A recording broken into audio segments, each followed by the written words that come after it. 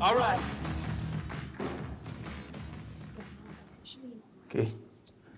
Good morning, all of you, and thank you for being here for this summit. My name is Nirupam. I am a senior scientist and head of IoT and artificial intelligence, and also I am a lead principal investigator for big data fusion platforms. Uh, Today I am going to speak about the digital transformation, a story of combinatorial digital innovation and non-linear irreversible changes for the digital public good. So I'll just introduce the organizations I come from. Energy Research Institute is a national R&D center where we have close to 300 full-time researchers from 35 different nations. And we mainly work on Singapore sustainability goals through research excellence with industry relevance. And we focus on innovative energy solutions with global impact. And you are able to see all, we have different groups, totally 9 groups, where I am leading the digital transformation group. So this is the outline of my talk, where I'm going to speak about how the digital transformation, how the building block for the organizations, and what the barriers and what the progress, what the key ingredients required to achieve the digital transformation in your organizations, and also how AI and artificial intelligence and IoT can leverage, benefits for your verticals, and also the digital maturity and the disruptions and how the new age computers and platforms to, managing your, diversified data, and also the post-COVID, how the, digitalization focus and the momentum.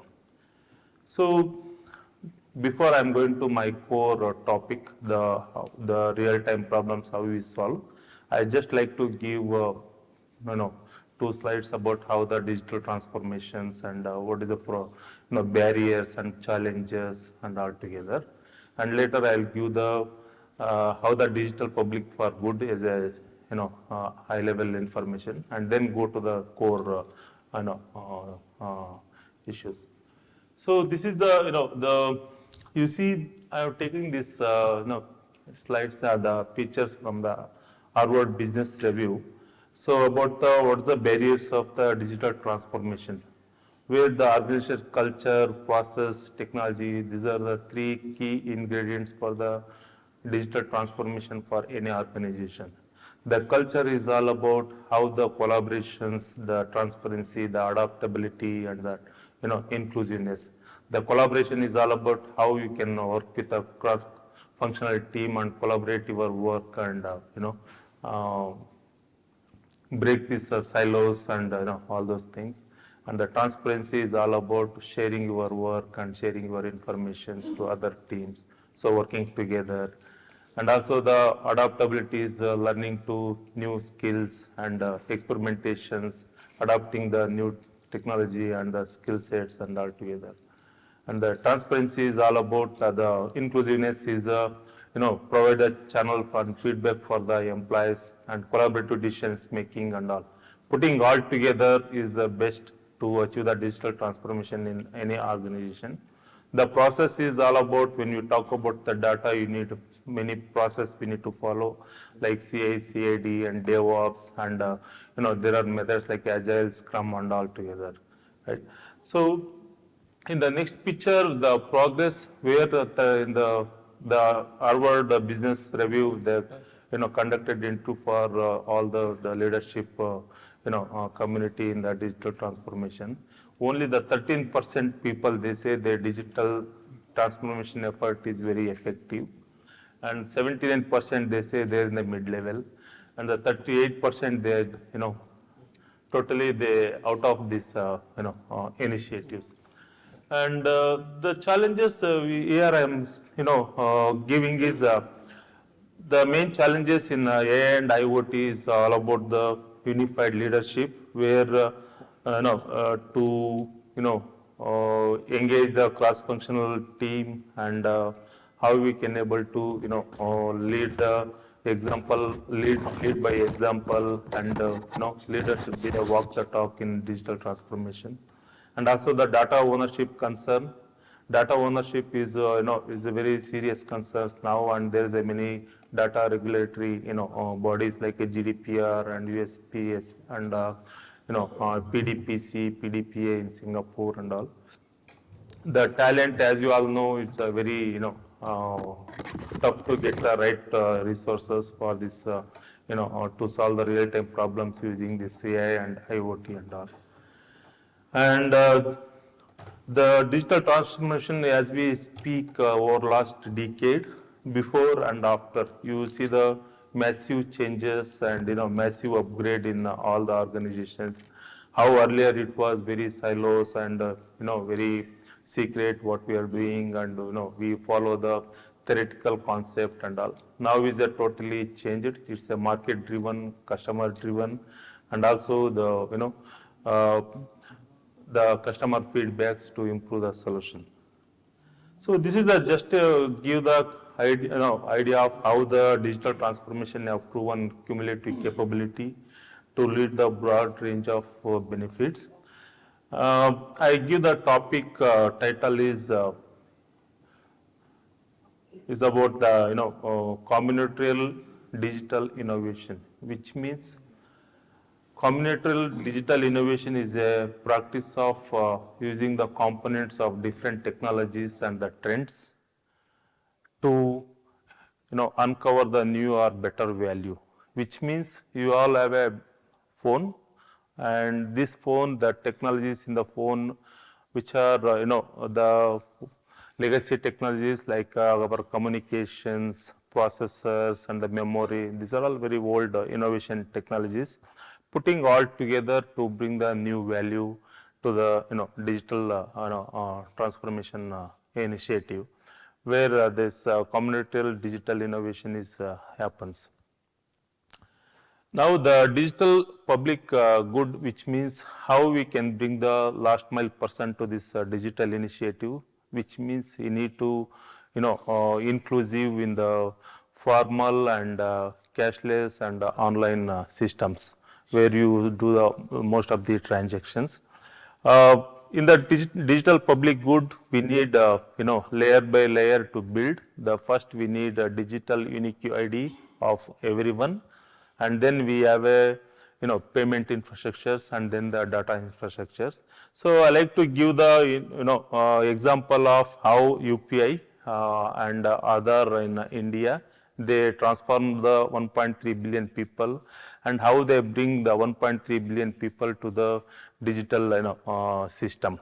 They have 1.3 billion digital unique ID, which is Aadhaar, and it happens 80 million transactions every day for the authorization and authentication, and 10 million KYCs, means know your customer, for accessing the services and all those things. And over the last 8 years, through this digital unique ID, $300 billion has been made direct beneficiary transfer. Even in my village, come from remote village. Earlier, 15 years back, in my village, people used to carry the firewood to earn the livelihood.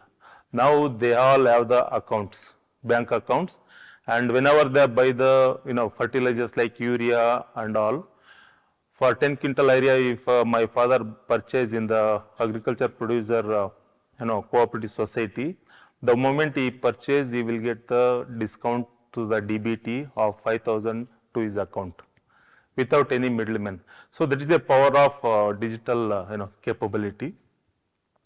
And come to the telecommunications, where telecom is you know all about how the telecom is massive upgrade, and see the paradigm shift, where in 2007, when Apple was begin to launching this new iPhone, which is a touch screen, where Nokia and Blueberry and all, they said BlackBerry, would you anybody imagine the phone without a keypad? And also, would anybody buy the phone which is $700 worth? and they seriously invited Apple to see where Apple goes, but now you see where Nokia and Blackberries and all. And today the Apple revenues bring the mobile phone business up to $60 billion, which is a major revenue in Apple. So that's how they created the digital ecosystems across the globe with that one technology touch screen, which completely transform the whole ecosystems. It happens only once in a century. That's why we call irreversible nonlinear changes, which you cannot see earlier. And then company called Reliance Jio, one of the largest telecom player in India, and they wanted to give the 100 million free SIM card to every in India in 6 month time, which means per day 3 million SIM card they need to distribute. So they cannot do even 1 million by the old fashion, like give the paper and all the take the authorization and authentication and all. So through this digital ID, they are able to process each applications in fractions, in microseconds. So they cover 3 million per day, which means the 100 million they completed in 6 months. So that is the power of this digital transformation. And come to the financial inclusion. The financial inclusion is all about the massive upgrade and the transition from informal cash and offline mode of ecosystem into the formal online and cash economy, where we bring the last mile person to this economy system through the digital transformation. It's only possible through the digital transformation, where 700 million bank account open in India last 6 years, where it has been taking over 40 years to open a bank account. Example, for in my village, all 2,500 people have their own bank account with zero balance, called Jandan account. And the UPI, the government of India initiated the payment system called Unified Payment Interface, which is very popular right now, which is the highest transaction across the globe, where we have 250 million users today and 7.3 billion transactions per month. And the UPI is targeted 1 billion transactions per day, $1 billion transactions per day. And now they, it's a very interoperable and ubiquitous, where now they also initiated the cross-border, payment systems, where the migrant worker in Singapore 𝐿𝐲𝐚, he can able to initiate the payment and he can transfer to his family in India or wherever it is with a fraction of time with the minimal charges. Unlike earlier, we go to bank and we do all this, process formalities and all. So that is the beauty of the digital transformation. And come to the merchant payment acceptance and the merchant impacts. Earlier, when the merchants, they need to buy the hardware, the merchant POS machines, and then get the bank authorizations and all. Now, completely eliminating this kind of, legacy, process, where it took, 40 years to have a 6 million POS machines in India. Today, now they have a 60 millions of QR codes. Means 10x, step functions, where the very, what we call as it's a very, non-linear way it increasing, where 60 million QR codes, where the consumer app can pay through any QR code without any of this, hardware requirement. And also the payment when you are going to do, you will not go it to the banking server. It will directly, get it from the locally for the small payments. And so come to the supply chain and inventory management. In the supply chain is the, one of the largest vertical in the, business, where now the most of the vehicles are connected vehicles, and you all about see the FASTag, where it will cut the vehicle waiting time and also bring, clean the revenue generation systems and minimize all the errors where the, the payment, inclusions. So this will give the, support the good road infrastructure so that the government can able to monetize these roads to the investment companies, to, create more and more superior roads so that they can bring the good, best road infrastructures. And come to the operation and management. Operation management is a, is a whole heartbeat of the organizations where you bring in good and processing and then sending out and all. Now, in the factory is full of robots in the factory. The question is, what is the role of the manager? Already the robots know about what they want to do and they have well instructions in this. It's like a classic animation, the Disney, where Mickey's, play on behalf of, the instructions which already given. So now the manager should be like orchestrators, not like organizers. So that is the, transformation in the operation and, maintenance. And the predictive maintenance and preventive maintenance, I'll talk about with real-time problems, how we solved. And the risk management, as you see, the damage assessment, fraud claims, loss preventions, contactless assessment, and safety and security. The damage assessment, let's say the vessels carries the, huge number of containers, how to detect the damage without any contact through the computer vision technologies and machine learning. And also when you drive a car, how I can assess your claim is genuine. So most of the automotive insurance companies have this vision-based technologies to identify and understand whether the accident is genuine or claiming, without any such incident happens. So many other things we can able to count here.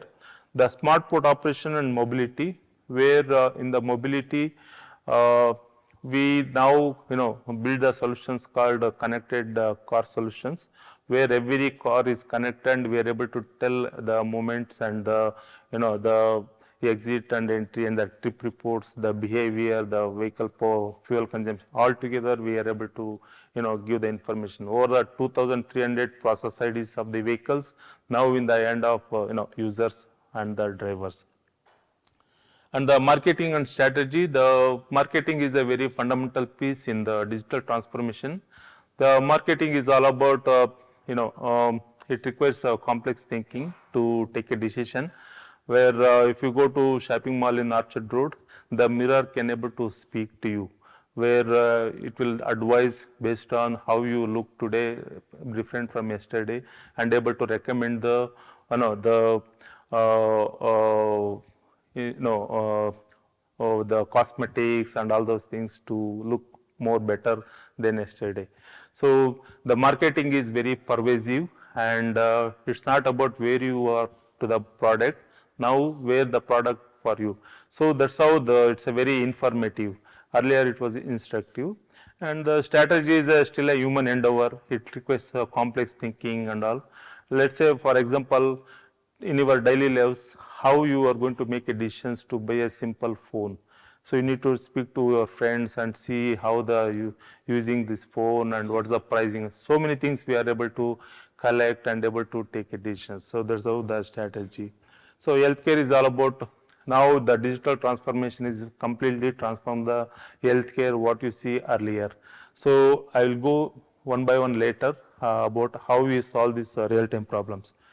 So this is the blueprint of our team, how we are working with collaborators and the customers and the startups, innovations, sustainable partnership, and also the how we customize the solutions.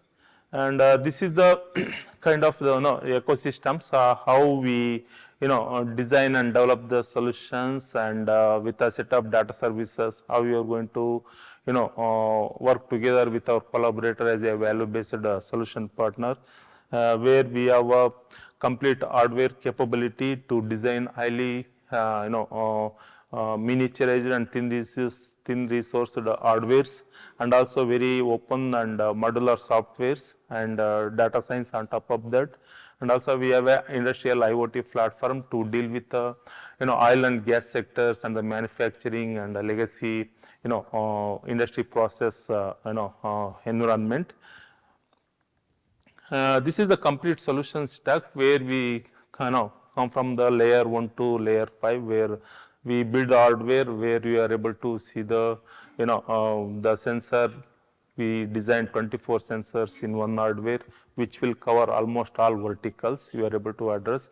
This comes with almost all the compliances and the certifications, and the connectivity is very important, where we have industrial gateways which can able to do as take all the load to the cloud and able to compute. Now we are able to do it everything on the gateway, which is equally powerful as you see in the cloud. And also open source platform, we spent 5 million to build the open source platform, where all the OEMs and SMEs can able to bring their applications, and they can use this platform for all of their day-to-day functionalities. And analytics, as you know, we have upfront in AI and ML and all the connected technologies, and we mainly focus on energy and utilities and transportation and the manufacturing. So this is the industrial IoT platform we built to mainly deal with the oil and gas sector and the manufacturing, where you see the protocols here. These are the very legacy protocols which you not familiar most of the time, where you always see this 6-LoWPAN protocols, where Wi-Fi, ZigBee and MQTT and all those things.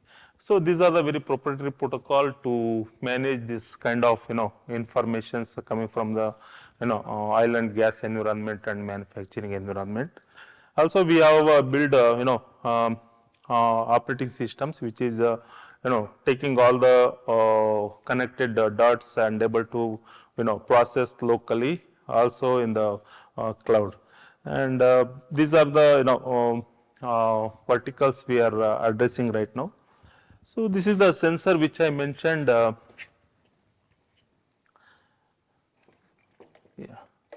So we design various sensors. This is the cell-powered wireless sensor. These sensors can harvest energy from the indoor light. You don't need any battery. And I raised 1.8 million from Singapore NRF to spin off a company under technology incubation scheme to just building the cell-powered wireless sensors. So we are pioneer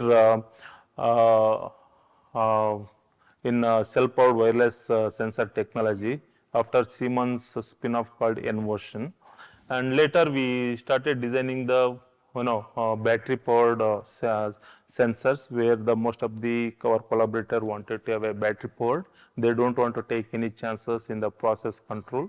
So that's why we designed, and it's a very ultra low power sensors, and these sensors are very, very useful in terms of managing your manufacturing ambience and many things. Where you see in this room you have a temperature, humidity, light, pressure, occupancy, CO2, CO, all these sensors.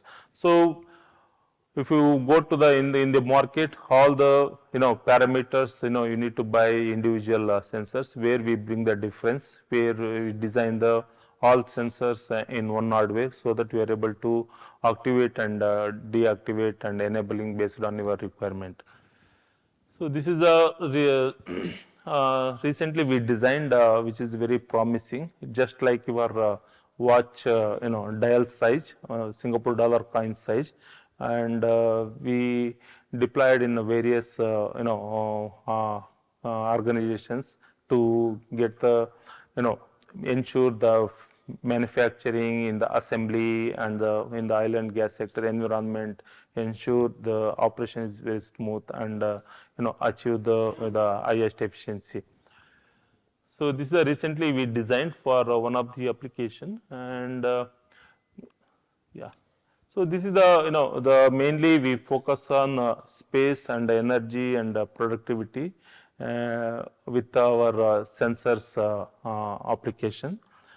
This is how we create the nervous systems to the building to control completely the environmental parameters and able to run this building is more efficiently and energy saving, and we are able to manage the multi-energy and multi-fluid parameters very effectively. In Suntec City and Marina Bay Sands, we done the pilot over the last year. So this is a dashboard where you are able to do the complete, settings like you want activate and deactivate your sensors, and the data you can export across the backend and all.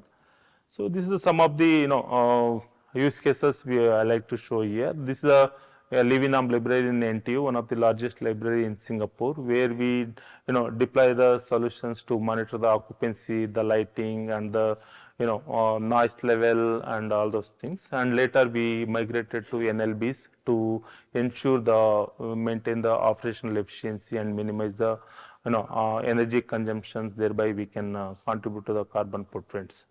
So this is the 𝐄𝐢𝐴𝐵𝐞 airport, where in the 𝐄𝐢𝐴𝐵𝐞 airport we deployed to understand the comfort index in real time. In the comfort index is all about how the best comfort we can provide to the passengers in the airport, in the premium lounges and all. Ensure the comfort index is all the time should be very high and should not compromise. So all the information come from the sensor will be directly integrated into the BMS, so that they are able to take the decisions. This is our office in Clean Tech. Also, we are running last 5 years.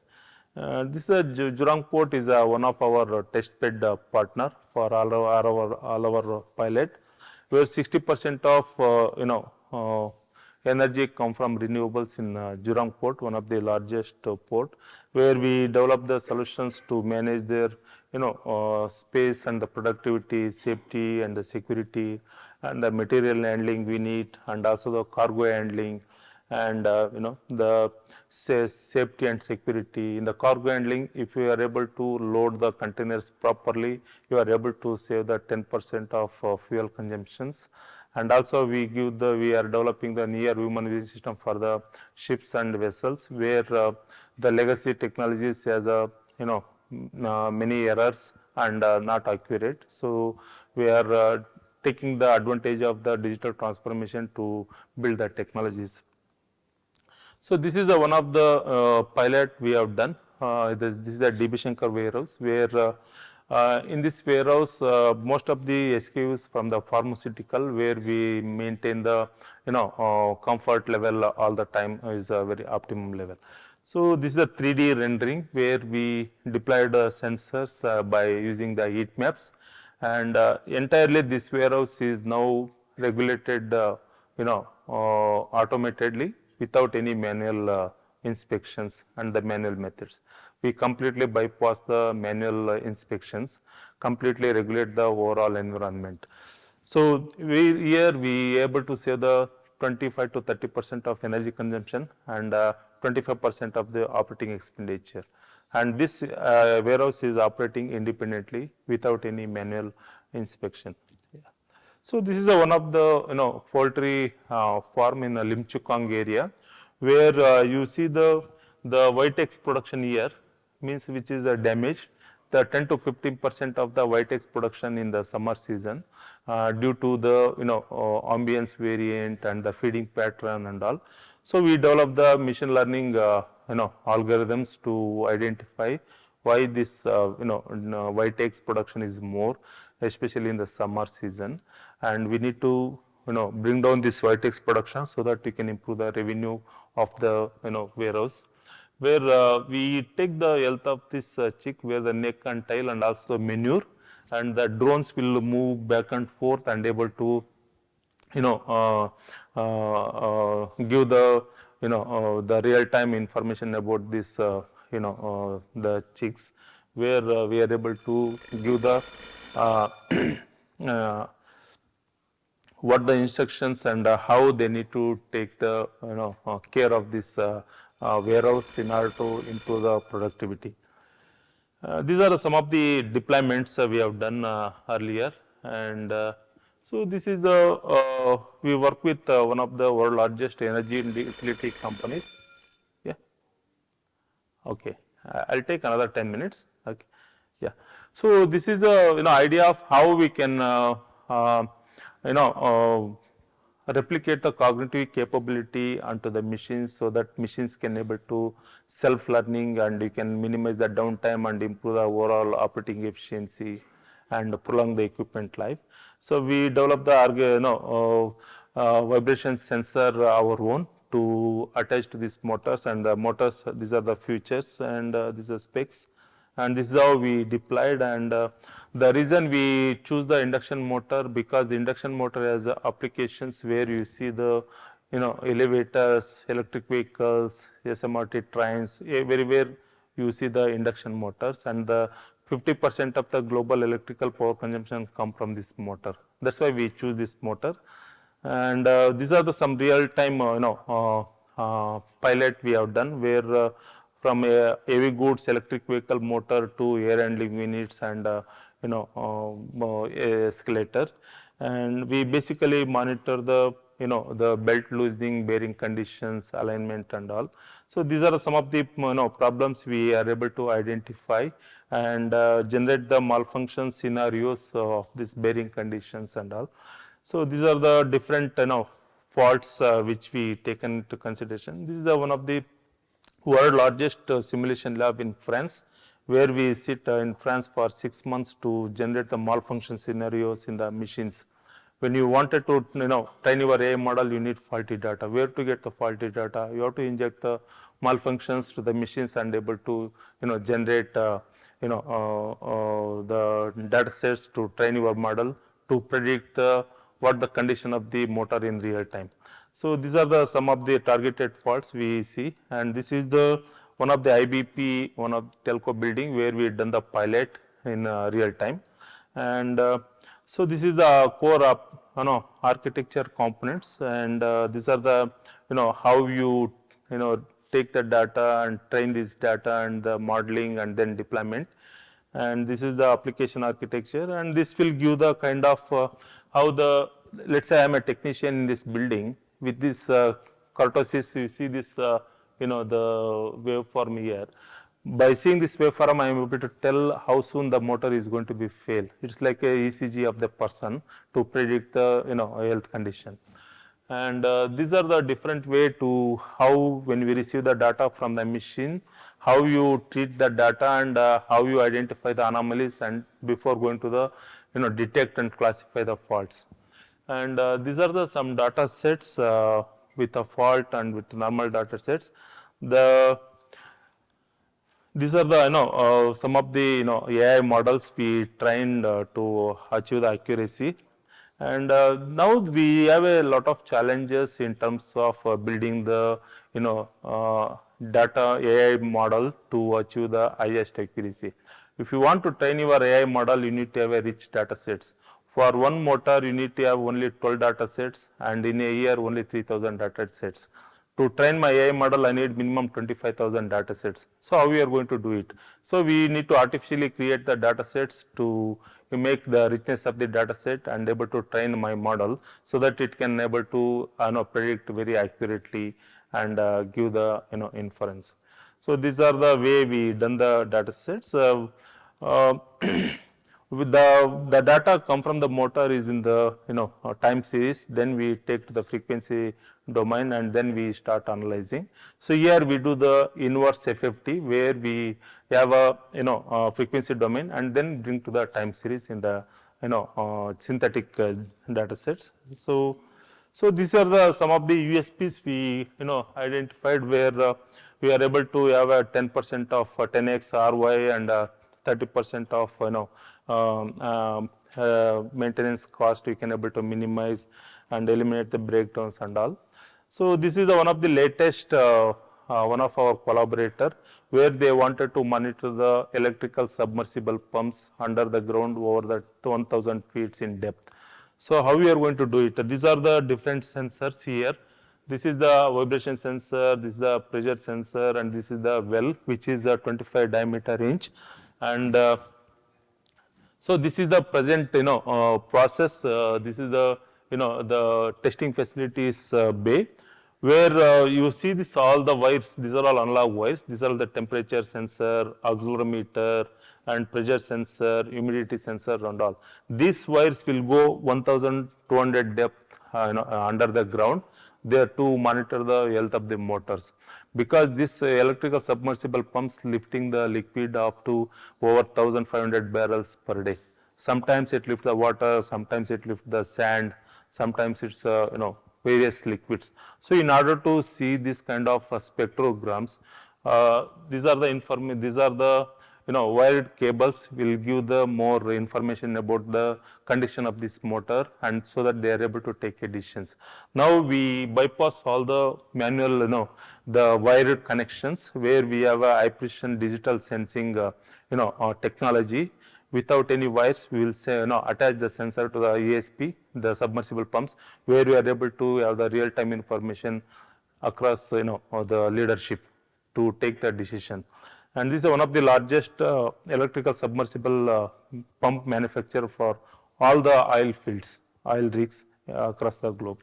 So we are working with the company, and this is the recently we started the for custom declaration and clearance, where as I mentioned earlier, how we can reduce the vehicle wait time and vessels wait time to get the clearance enter to the after the checkpoint.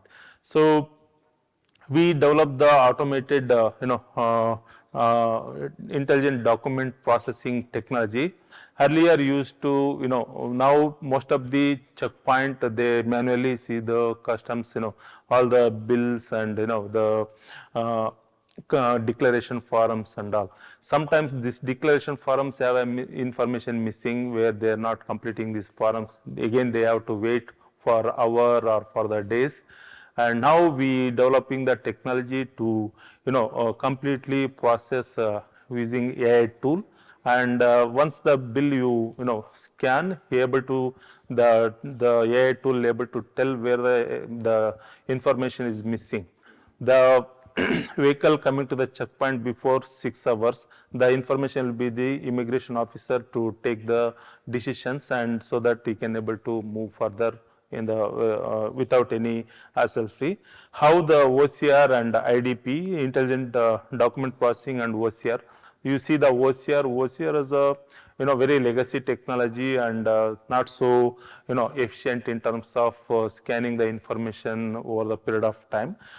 Here I give all the what are the advantages of how 98% of the manual work we can go to error free, and how this 1-10-100 data entry rule in the supply chain logistics, how we minimize this cost, and these are the benefits you are able to see. I'll share the slide deck later, so I'll just go.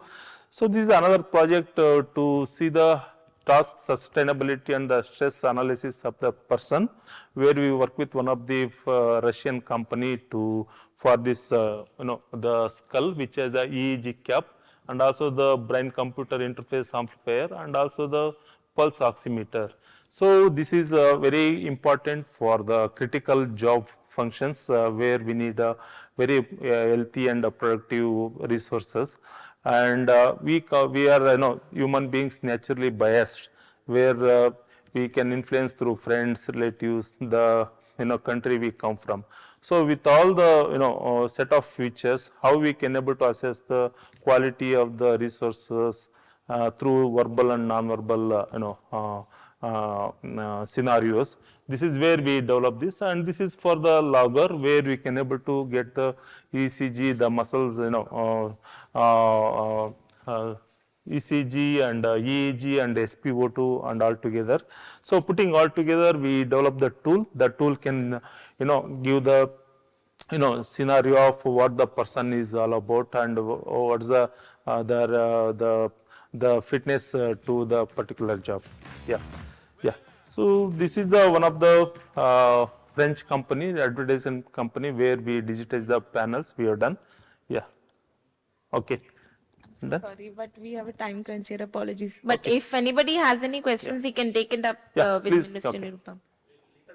Sure, no problem. Yeah. Thank you. Yeah. Thank you so much.